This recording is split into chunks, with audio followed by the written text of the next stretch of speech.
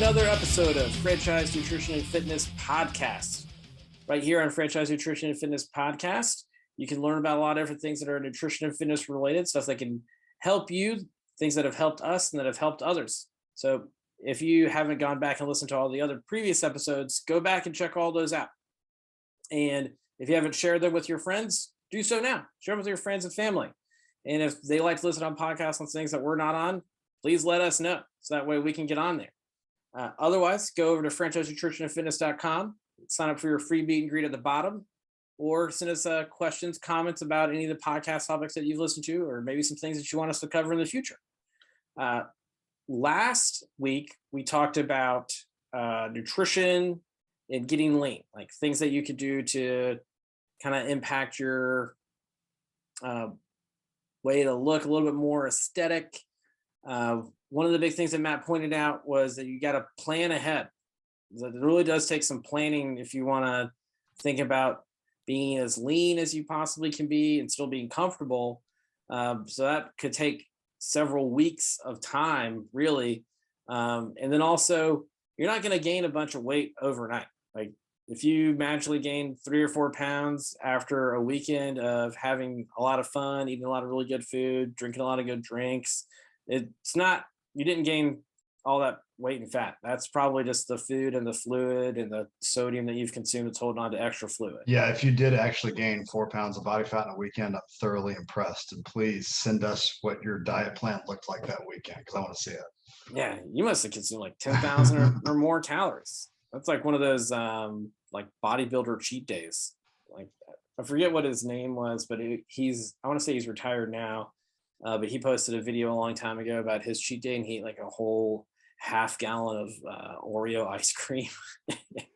That was like his like end of the day. He's like, yeah, I'm just gonna have this whole thing. And I don't know why, because I wouldn't have done this, but he spooned it all out of the ice cream container into another bowl, and then it just took like didn't put anything on top of like no toppings. Like he just ate the ice cream from the bowl. So why didn't you just eat it out of the container? I mean, like you still want to plate your food, right? Like, I guess, but I mean, I don't like whatever. You make it a spectacle, make it a ceremonial thing. So I get it. Like, yeah, I suppose. I mean, I'm impressed he had a bowl that big. Yeah. Do you remember that show, Man versus Food? Oh yes. Yeah, because talking about a UGA alum. Yeah. Right. Yeah, that's right. Yeah, I forgot. It is. We are everywhere. We really are. It's nutty. I work with so many. I'm in Wilmington, North Carolina. I work with so many UGA alumni. I had no a clue. It's nuts. Like the pharmacist on one of the floors I cover, she went to UGA. She's a PharmD from UGA. Another pharmacist at the hospital is a PharmD from UGA. The guy that's over the pharmacy program is a PharmD from UGA. Like we're probably alienating so many people now. Like there's got to be like Alabama fans, Florida fans, like listening to this right now, going, "Yeah, just these guys can screw off." Like, yeah, go Dogs, baby! Yeah. Matt's wearing a Sikkim shirt, so just so you know, it's got a beautiful national championship logo over there. It does. It's nice and comfy. Oh. I bet it is a nice cotton blend. It is, yeah. But it would be nice and comfortable if I were trying to get workouts in that would help me lean out. There we go. There's your transition. All right. It is. I bet it would be even more comfortable if you just took it off and showed off your incredible physique. There you go. Yeah, this physique that I worked, for this last several months, I've been working out, leaning out, not just starting today to have the summer body. Absolutely.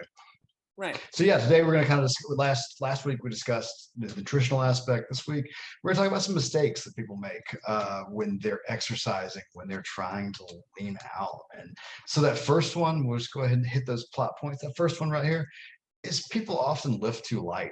I know you've probably heard it. I've heard it. There's probably some people that have had other people tell them that are listening to this, like, hey, if you want to get lean, it's low weight, high reps. Low weight, high reps. That's how you get toned. We always hear it, tone. You get people telling you, I don't want to be bulky, I don't want to put on a lot of muscle mass. I always love like when I hear that, because I asked them, I'm like, all right, like how often do you plan on lifting? They're like, well, 3 days a week. Like, all right, cool. Like I lift 5, 6 days a week. Am I super bulky? They're like, no. I'm like, okay, what am I doing wrong then? Like you're saying, you came to me for my expertise and you think I don't know what I'm doing. Cool. Like nobody got big and bulky overnight and on by accident. Like, yeah, there's some people with different hormonal factors, they're gonna get bulkier than others, but it takes a lot of work to get bulky. So that crazy, you got to be 50 reps at super lightweight. That's not beneficial. It's beneficial for muscular endurance, but if you're wanting to lean out, I always tell people, anybody that's on a fat loss program, let's lift and let's lift just like if you were trying to bulk up. Because the great thing about strength training, boom, we're in there, we're breaking down the muscle, we're building calories. Then you're going home and you're sitting down and you're plopping your butt on the couch and you're watching TV. You're having to recover from that workout. You're burning calories. And then as you put on that lean additional muscle mass, you're increasing your basal metabolic rate, which is burning more calories. So not too shabby.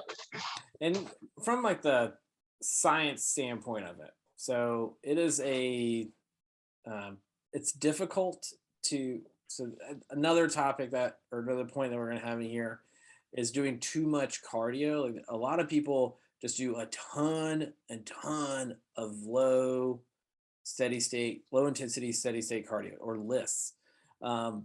And that is going to help you get you'll change your weight a little bit, but it's not really going to make you very lean. What's going to really make you lean is lifting heavy weight. And think about it, because calories is a measurement of energy, right? What do you expend more calories doing? Running at a slow, steady state for a really long period of time, or pushing weight that is incredibly heavy and really hard for you to move? All of your muscles are working a lot harder pushing a heavier weight than it is for you to move your body mass slowly. Absolutely. I think a lot of people lose sight of that, especially lose sight with the intensity of the strength training. You go in and you're just kind of going through the motions, not paying attention to that mind muscle connection. But if you're going in there and you're fixated just for 30, 45 minutes, like we talked about in previous episodes, being able to get in there and kill it in just 30 minutes, go back, check that out. But yeah, if you're going in there and you're really focused, you can expend a lot of calories, expend a lot of effort in just 30 minutes if you're really committed to that strength training routine. Yeah. And I will say this too. The other thing, when you're thinking about the strength training, one of the ways that I personally feel like you can tell that if you're lifting too light is if you are fully recovered in like between sets of an exercise. So let's say it's Matt's favorite exercise, bench press. And if Matt was fully recovered in less than like 45 seconds or a minute, like fully recovered and absolutely prepared, like as if he hadn't lifted at all, that weight is way too light. Like yeah, I'm actually frustrated when I'm working out. If I'm aiming for sets of 10 and do that set of 10 on the first one, and then I'm able to get 10 on the next one fairly easily. I'm like, yeah, come on, I should have bumped the weight up. Like I'm doing myself a disservice. Yeah, so totally agree. Yeah, we've referenced rate rate of perceived exertion. Yeah, RPE. Yeah, I was trying to not say reps in reserve, which is the same thing. Right. But like if you're at a RPE of 8 and the highest number on that scale is 10, so that would mean that you essentially could maybe have, or if it's reps in reserve and you're shooting to have like 2 left in reserve.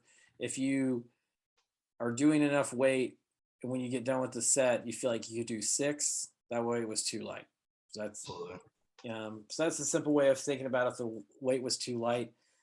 I touched on the too much cardio. A really good way to get in a really good amount of cardio in a short amount of time is high intensity interval training, or HIIT. So like, what are some things that you like to do for HIIT, Matt?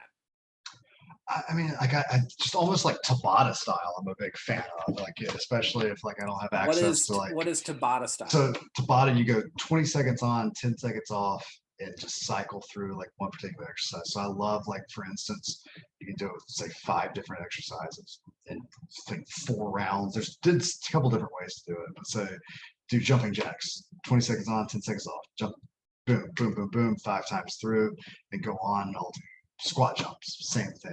Like if you want to feel nice and exhausted in 10, 15 minutes, that's a fun thing to do that you don't need any equipment for. And you can kind of load in any sort of cardio activity you'd like to do. It's a simple movement, jogging in place, running in place, foot fires, jump rope, you name it.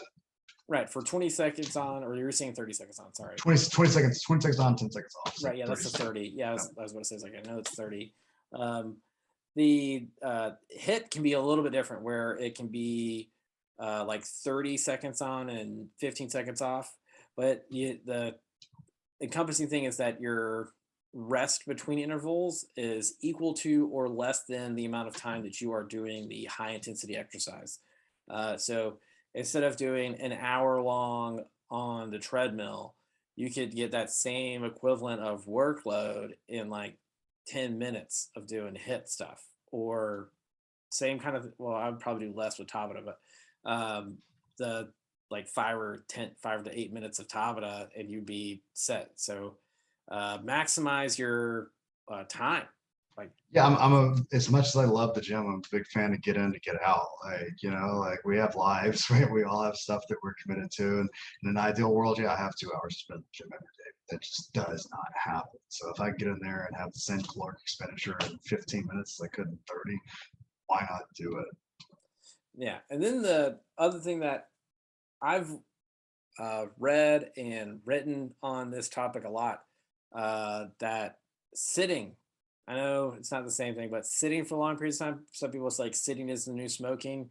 It's tough, but where they're putting the correlation in there, not causation, they're not going to say that sitting's going to give you lung cancer. But the correlation is the detriment of cigarette smoking to your life and to your health and longevity, similarly to sitting for extended periods of time to your health and longevity. Like they both are bad for you. I think a lot of it does, yeah, kind of get sensationalized. Like I love when you see the headlines like that. But yeah, sitting in our society, we sit all the time. Like I know I sit all day for work talking to people. Like so I'm a big fan of just like taking those frequent breaks. Like it doesn't have to be a whole lot. Get up and do 10 squats. Get up and take a little 2-minute walk. Like that's additional, just calories burned through just activities of daily living, just these small little things you can do that will add up over time. Yeah. And so I work inside of a hospital as my full-time job. Um, I have the option and the autonomy to be able to get up and walk away from a computer. And I frequently have to do that. There's no way that I can sit at a computer for really extended periods of time. And that's more like not a mental thing for me, but it's like a physical thing. Like my back starts hurting if I sit for too long periods of time. So I have to get up and move around.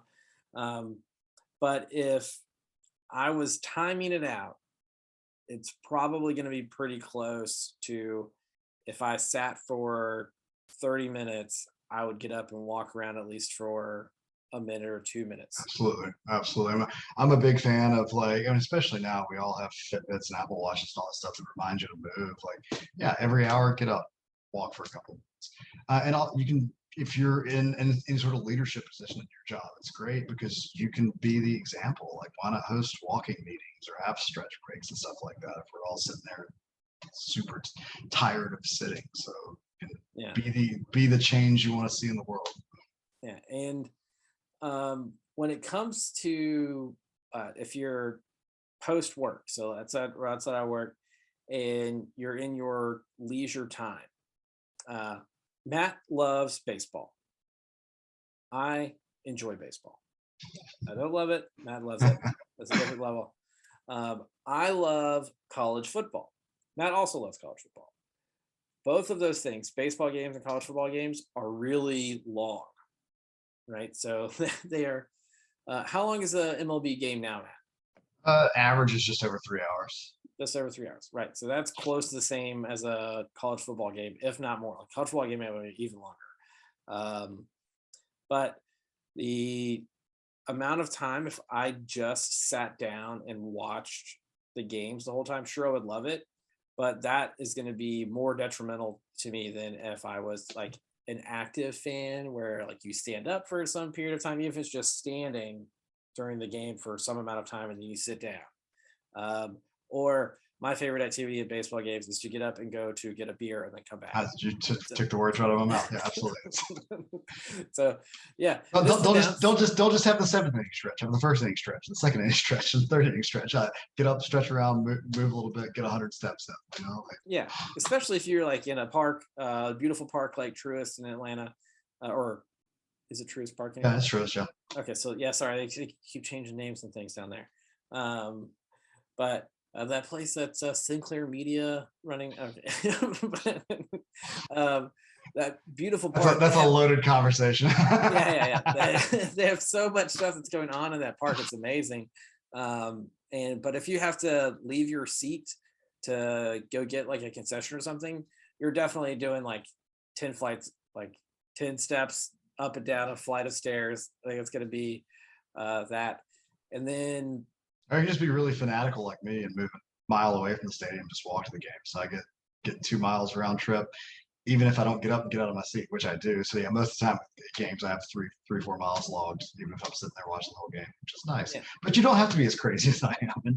You can be a different kind of crazy. Let's say you're at home and you have to stream all those games because they're away and they don't put them on broadcast television. That's the reason why you have to stream them. But you could still stand up and watch the television, and just like you could walk back and forth in your house, or your apartment, you could do squats, push-ups, lunges, whatever, just for a short period of time. And that's going to be, even if there was I can't remember what the name of the study was, but there was 2 groups of people where they both worked out. One group of people did activities instead of sitting. So they did activities while they were sitting and taking a break. The other people only took their break. So let's say group A watched Netflix for 3 hours, and group B, while watching Netflix, stood up and sat down. The people in group B that sat up and sat down actually ended up with like better biomarkers at the end in comparison to their counterparts that just sat down the whole time while they were watching Netflix. So you can improve your fasting glucose. You can improve your heart rate. You can improve, somebody's knocking on my door. You can improve your heart rate. You can improve your ability to sleep at nighttime just by adding in that small amount of activity. Even if it's only for a minute at a time, you're still helping yourself a lot, especially with the longevity of things and the way that we are structured in the society here in the United States. Because remember, we are bodies that are high input and high output machines. So your body, and expected over time, when people want to talk about ancestral things, like you didn't have television. They're out there working in a field all day long. So like, remember, that's hunting and gathering food even before that. Yeah. Right. Yeah. Like you're meant to be active. So do a little bit of things a little bit more active. And then the last thing we have on our list is going too slow on your lifts. Yeah, and like there's a time and a place for everything, obviously, and it's great to do super slow lifting at times, especially a great way to like overcome a plateau if you're used to just kind of hammering it out through your workouts. But a lot of people kind of will do a little bit slower on the reps and get that late onset muscle soreness, and just take that for, hey, that was a really good workload. It's like, no, you just spent more time on a slow eccentric phase of a lift, and now your muscles are a little fatigued with that muscle soreness. So yeah, think about like being explosive with stuff and how much more difficult that is, that difficulty with that caloric expenditure. So being able to kind of go a little bit harder, a little bit more explosive with that concentric phase, that contracting phase of the lifts that you're doing. Yeah, and you don't have to do this for like every set on every exercise. So let's say you have 4 exercises of 4 sets, right? So you could just do it on the last set of each exercise, or have a specific exercise that one is the really explosive one. Just kind of throwing some plyometric stuff in there is really fun. Like, just like a lot of people know, like the wall ball throws. That's a great one. If you want a really fun one, that you need to start out with lighter weight first. Bench press, explosive bench press, but do it on a Smith machine, because you don't want to just be throwing the bar up. No, you don't want to get the chance of you not catching that up. The explosive bench press on a Smith machine, very similar movement to the kind of chest pass the ball. It's kind of a fun one. I very much advise people to do. Yeah. I like push press as a rapid explosive movement. Absolutely. Whether personally, I prefer if I'm trying to do like the rapid explosion, I do it at standing, not seated. And the only reason for that is similar to the Matt's tossing the bar. If you're just doing a bench press, if you're doing like a seated and trying to do like really rapid explosive things, you're more likely to like fall out of the seat. So it's Yeah, a which risk. which would be a fun spectacle in the gym, and you got to fill out an accident report. Nobody wants that. Takes away from your workout. Yeah, you'll be on some fun gym fail videos later that you'll be regretting for the rest of your life. Um, but and that back to the first thing we had talked about, like going too light, you can still, if it's just the last set of something, if you're doing like kind of like a burnout or something, that can still be an explosive lift, but it's still heavy enough that it's creating that force of things. Like if I did uh, back to my 4 sets of 4 exercises was 4 sets example.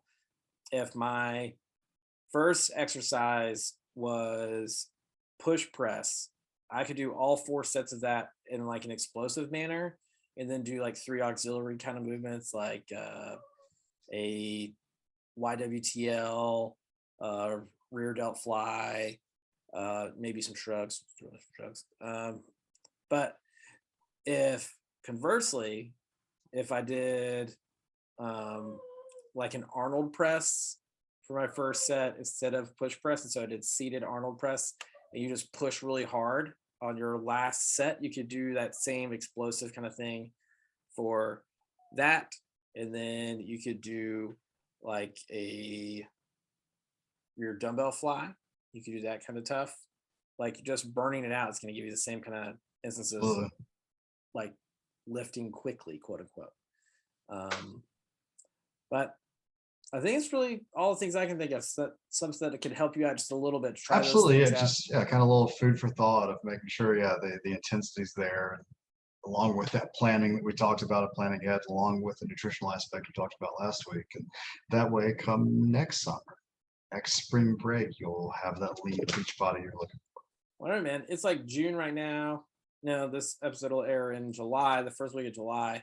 So happy 4th prior to this episode coming out. Hope you're still celebrating America's conception. So, yeah, its birthday is in 1789. It was a long pregnancy. But that's a different kind of historical talk. But when was the Constitution actually ratified? I don't remember. It's older for. than Ryan the likes to make it universe. Ryan likes to make it a history podcast. So there you go. Yeah, Enjoy. hey, history. Fun fact: the University of Georgia is older than the United States. Just a fact. But anyways, this is where we track the metrics of when people stopped listening. maybe not. They might like all this piece of like, throw me more. But if you try these tricks out, it's because it'll be July. You could be lean by Thanksgiving or Christmas when everybody else is not. Nice ripped Santa. That'd be great. You just take off the coat, boom, you got the suspenders, you're good to go. Hey, it wasn't until Coca-Cola started making Santa that he became fat. Because they drink all that Coke. I'm just maybe full calorie Coke. There's a really great comic. It's about the actual Saint Nicholas, and so it talks about his life and stuff. But he famously punched out a guy that was a heretic. So, Jack Santa Claus. Again, welcome to Ryan's History Podcast. But if you want to go back, you can listen to all the other episodes of Franchise Nutrition and Fitness Podcast right here. Tell your friends about them, like it, share it, subscribe. Go over to franchisenutritionandfitness.com, sign up for your free meet and greet. Get started today, so that way you can be lean at Thanksgiving and Christmas time, so you can be the Jack Santa that everybody else wants to be. Or you can send us some questions and comments that you have. Maybe you have some other history things that you'd like to toss our way. Or maybe you have some questions about nutrition and fitness things that we've talked about in this podcast. Either way, maximize every bite, maximize every rep.